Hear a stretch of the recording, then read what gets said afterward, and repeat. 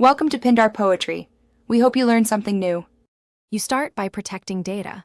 Backup contacts and settings now because changes can reset shortcuts. Once done, unlock the Redmi A3 and open settings, then go to display and tap navigation buttons or buttons and gestures. This is where the home button options live. Make sure screen timeout is extended so you won't be interrupted. You're beginning the direct configuration.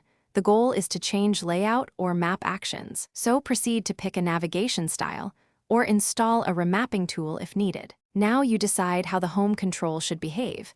Pick gesture navigation to remove the button entirely, or choose the 3-button layout if you want a physical style home icon.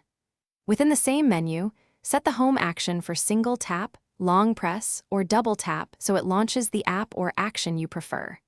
If MIUI limits you, install a remapper like Button Mapper from the Play Store and grant accessibility permission. This lets you assign custom shortcuts and quick actions to the home button. Finish by testing every configured action, single tap, double tap, and long press so you confirm the new behavior. If something misfires, return to settings and revert to the default layout, then clear the launcher or remapper app cache. This resolves most conflicts. Make sure any remapping app has accessibility permission and no other utility is intercepting button events. If problems persist, uninstall the remapper, reboot the phone, and reapply the change.